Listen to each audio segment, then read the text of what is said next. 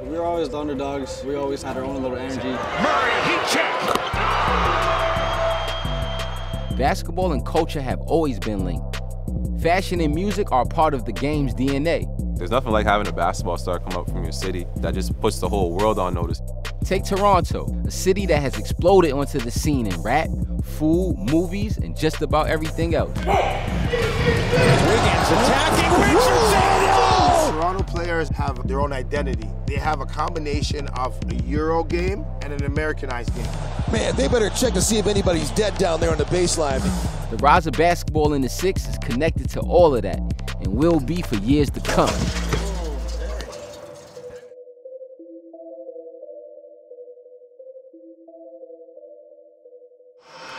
Ladies and gentlemen, the Raptors are born.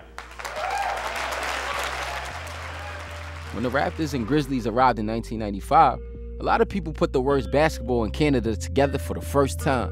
When I was a little kid, coming to Toronto and watching the Raptors play, and I'll come down and like DVP, and once you hit the Gardner and shit, you be having that feeling like, you know, like you're really in the city. Porter with the strike. It's a family affair. The team back then has like a sentimental value to me, you know, because we were new and everything, and no one thought Toronto was shit, and we got a team, and it was like, yeah, we're here now, you know? It's going to be great. NBA basketball here in Canada. It's here to stay for a long time, Rod. With the Raptors now being a part of Toronto and Canada, it was definitely something that we all embraced in the inner city. Growing up, it seemed like everybody in the inner city played basketball and everybody in the suburbs played hockey. You always had that feeling in the back of your mind, like people don't even care about Toronto. I never seen Toronto in a movie or nothing like that, you know? As soon as the Raptors started getting bigger and bigger, it's like people in the city were more taking themselves seriously, you know? It gave people in Toronto something to be proud of. Obviously, you know, we had the Blue Jays early on and the Leafs, which can't win. You know, they needed something, and basketball became that outlet. I would go to the malls and go to schools, and everybody would be wearing, you know, Raptors clothes. I knew it was here to stay. Just the electricity and the fan support, I knew that one day these little kids that you see in these t-shirts at these elementary schools are going to be in the NBA. And I think that's what has happened with the Tristans and the Kelly Olynyk's and the Andrew Wiggins of Canada. The Raptors may have brought Toronto NBA star power, but it took a kid named Jamal Murray, a man-child of 2 Trinidadian immigrants, to bring attention to his homegrown talent. He was a really clumsy kid as a 15-year-old, and then he transferred to this high school called Eastern Commerce downtown, which is a perennial powerhouse before it closed down. And then he went to Kentucky, obviously won a national championship and got drafted number 18, and then, you know, had a time when he was an all-star and had a very good career. Jamal really put on for us like in a big way. He was a big guy who made people feel like Toronto was like sick, like I gotta watch out for Toronto. You know, put that fear in people's hearts, like, yo, I gotta watch out for Toronto, like there's something going on over there, you know? Watch the left hand. I can do it with my eyes closed. He was one of the pioneers in Toronto-based player that, you know, had great success at every level. From there, people start to follow that path. To come out of this city with the challenges and obstacles that we had, I do see myself as a trailblazer, only because of where this whole thing has started. You know, there's a lot of good players here. To their credit, they have really took this thing by the horns and took it to another level. With the influx of immigrants like Jamal's parents in the 70s and 80s, the makeup of Toronto started to change. The Raptors represented that upstart culture and sparked a new basketball fan base in Canada. Yes, I'm good, buddy. Thank you so much. Take it from my man, Nav, the official super fan of the Raptors who hasn't missed a single home game since their inception. I came to Canada in 1984. When I came here, I was really taken in when I saw the game in person for the first time. Yeah, the first game I went to was the opening night. I was in awe. I mean, they're so close. Though at that time I was not on the floor, but it was, the environment was so good. What's up, brother? Jimmy? How you been? Jamal. 18 years, you never missed a game. Ever. No, no, 23 years. I know, but the 18 I've been in the NBA, you never missed one. Never missed a game. When the game starts, you will see all the colors, all the religions, all the faiths. Everybody will be here. It's just one nice community watching the basketball here. Today, we have 13 Canadians playing in the NBA. You know, all these guys, these kids they're amazing kids, but they were inspired during that era.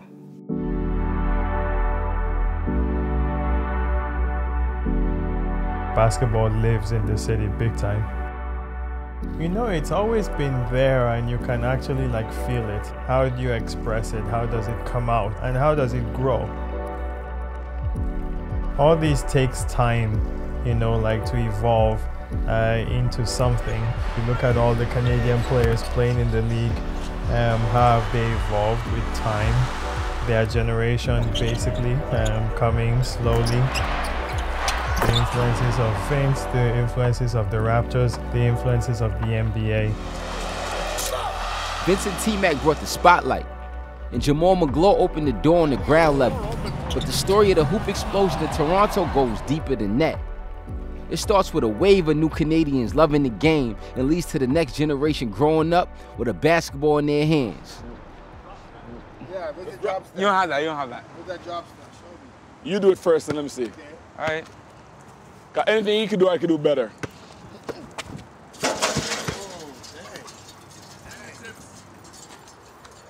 I don't know about all that.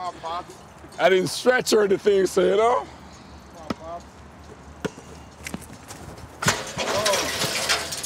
What is that? We'll get the ball, man. He's up there a little bit. He's up there. I'll have to get some Bengay and rub up. I think my knees are hurting me now.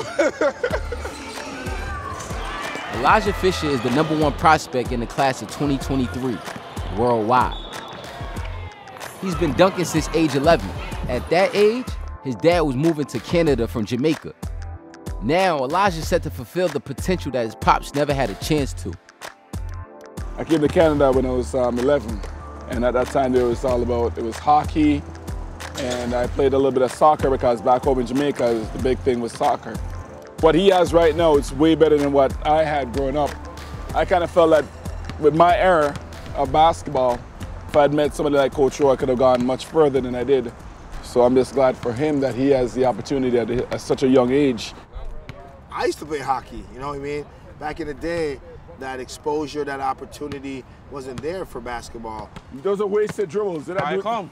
Once I switched over to basketball and started to really get after how do we change the whole culture, and you know, because a good demographics of kids and parents coming from, you know, Eastern European countries, Africa, the Caribbean, all over, you know, you can kind of, you know, get some athletes that you can work on them to be basketball players. You can't guard me, that's true. Tell the camera the truth. What? You always beat me? Yeah. What happened last time I Crestwood? Threw out for about 5 times. Got vexed, beat you. I remember nothing like that. Coach Rowe is a legend at the Falstaff Community Center, who himself immigrated to Canada as a child. It's like Canadian Rucker Park. Steve Nash actually helped to put some money together to put the wood down. I'm that guy, you know, that's here at 7 o'clock in the morning, on the weekends, getting it in with these kids. We try to help build this pipeline to the NBA. You know, we have so many guys coming up that have that potential, and I feel it's my duty to try to see them through in some capacity. Just have it down like this, okay? Your offhand down, all right? And your wrist is bent. Yeah, like that. We've worked out numerous guys over the years that end up going to the NBA major colleges. Andrew Wiggins, Tristan Thompson, Nick Stauskas, Corey Joseph, even Jamal Murray has been in this gym working out with us. Jamal Murray is one of Ontario's best hopes for a homegrown star. He lit up Denver in his rookie season after starring in college at Kentucky. But it all started for him just outside the city in Kitchener, where he learned the game from his pops, Roger, who immigrated from Jamaica at age 9. Hey. Hey. Hey. Hey. I didn't know basketball in Jamaica. All I knew was track and field, kung fu. I used to push myself to that limit pain, test my pain threshold. I just put my hands in hot water. That's all. Like I used to go hard with it. Whatever I can think to challenge myself. Yeah, I mean, we come out here, play basketball on the ice. Just when they had the ice rink up, the push up in the snow. So we be like, simple, so they're gonna gotta take the shot, gotta make the shot. Yeah, we'll both do push-ups on the ice. Everywhere in Jamal's game, from his atypical warm-up routines to his focus on the court, you see traces of his father. We just did our own thing, you know. We would think differently. LAMAR, what happened if we're like, have a serious workout and you're not focused and we need to focus? What happened? What do you do? What's that? We do hills. One shot, and if he doesn't make it, hill. Let's see what's up. I'm glad you missed it. Go ahead, go ahead, go ahead. You gotta do hills, right on top you gotta do. Now he's thinking about it. I gotta focus. We took our practice more seriously than, you know, going into the games, and we work on a lot of mental stuff and talk a lot about how we want the game to go, or, you know, what to look for and how we want to play. So then I'll go in the game and I'll just be in my own zone. Get 10 push-ups for me. I meditate before every game. I take time to myself. When I go in the game and I know, you know, if I'm struggling or something, I can just, you know, get back to my own space and you know, start to perform better. Still working that mental right now. Come back again. All right, then say close your eyes. I still want to feel it. First hit. Jamal, you're cheating yourself. You open your eyes, Jay. Make sure you close your eyes, man. Don't cheat yourself. Just feel it, feel it. When you start getting good at that, getting a good rhythm, I start to mess with his balance a little bit. I start thinking a little bit. It's a part of it. It's supposed to be frustrating. You're supposed to feel the pain. You're supposed to get that challenge. And when a real challenge comes, you trust yourself that you have done enough to overcome it. It's life, man. Jamal might one day be that homegrown superstar Toronto basketball fans dream of, but he's already had a massive impact on the basketball culture in Canada. Jamal was one of the first top Canadian prospects to stay north for prep school, rather than going to a powerhouse program in the US. And a lot of that had to do with Toronto basketball's not-so-secret weapon, Tony McIntyre, father of Tyler and Dylan Ennis, and coach of the famed CIA Bounce AAU program that produced Tristan Thompson, Andrew Wiggins, in addition to Jamal. Let's see something. Let's see the juice. I don't know if he's got the hoss, the old man. Up here, the competition wasn't enough and the exposure wasn't there yet. People weren't necessarily coming up sitting in our gyms. We needed to get down, and one of the first tournaments we did together was the LeBron James tournament. It was difficult at the beginning because it was like, back then there was really only 1 or 2 teams from Canada that were known, so you were kind of the new kid on the block. It was like a catch-22 because you wanted to play the best teams in the US, but you always felt like if the referee came over and asked you, hey, where are you from? Canada. You never wanted to say Canada because you knew you weren't going to get good reffing after that. The Americans, they always think they are the best players in the world, and I always try and let them know who we are and that we're from Canada and we here to essentially kick their ass. Slowly as you start playing and you start plucking off some of those known teams, and people started really to take notice, and then it became like, oh, that's the team from Canada. CIA Bounce, 9-0. We in the building. That team with X, Ty, Wiggs was probably our most prominent team. When you walk in a gym, it turned heads with Wiggins being the #1 player in the class. CIA Bounce's incredible rise was cemented when 2 alumni, Anthony Bennett and Andrew Wiggins, were back-to-back #1 picks in the 2013 and 14 NBA drafts. The jubilation of Andrew Wiggins. Last year, Anthony Bennett said that perhaps Canadian players would go back-to-back at #1. Jamal kind of got to watch all of this transpiring and growing up in it. Jamal obviously was from Kitchener, and his dad really kind of went back and forth on where should Jamal play AAU, and I was able to convince Jamal and his dad to stay in Canada and play prep school here, which was a huge, huge decision that they made. Jamal will go down as a kid that really started and helped build the whole prep school scheme here in Canada. He basically legitimized it by staying here and showing that We could go out to Kentucky, we could perform on the national stage, and we could be a lottery pick. Jamal Murray from Kitchener, Canada. Just as the previous generation inspired Jamal, he's inspiring the next. Look no further than his little brother LAMAR, who goes through the same mental training techniques that got his brother to the league. Let's go!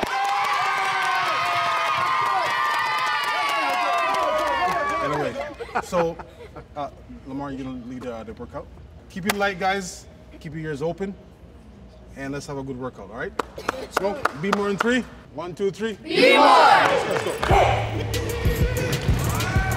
High knees. Let's go, girl. Go, there you go, Jay. Come on now, Jay. Let's get faster. Let's go. Stay focused, guys. Stay focused. Here we go. I had to take a little bit of a different approach for him, development-wise. Yeah. Because I didn't want him to think I want him to be Jamal, so I had to take a different approach. So he's got a swagger this game He's already. he's trust me, he's mentally right now he's coming along. Make your shot, make your shot. Through the legs. Through the legs. Here you go. Well, he's meditates just like Jamal. We practice what it takes to focus, what it means to focus, the effort, more of the meaning of stuff, and how to translate that into action. Breathe, guys. Breathe, guys.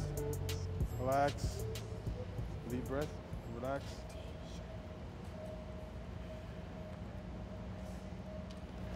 You guys are not ready to give up yet, are you? No, coach. Do you believe if you go 100%, you'll get better? Yes, coach. Think of a grain of sand.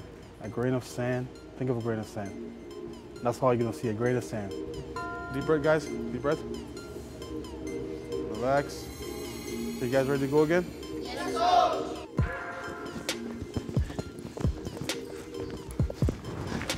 Dun, dun, dun, dun. Macmillan Park. On Trashmore. We used to come here and just sit, lay down, look up in the sky. Right, Jay? At night sometimes. At night sometimes. It'd be nice when I'm not doing anything, just get to sit here and relax, meditate, and just kind of go over, visualize all my games and stuff. Yeah, it's good. It's a good view. It's a great view.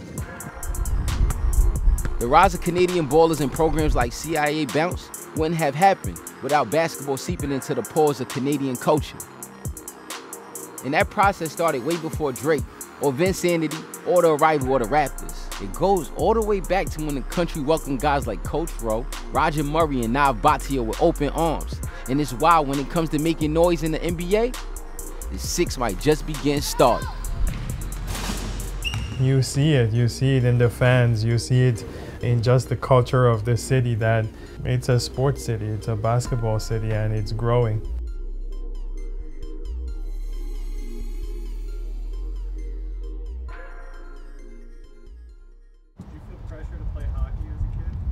I couldn't find skates my size, and then when I got skates my size, I just couldn't skate. It wasn't me. I needed one of those chairs. I had to push the chair and try to stand up, and yeah, it wasn't me.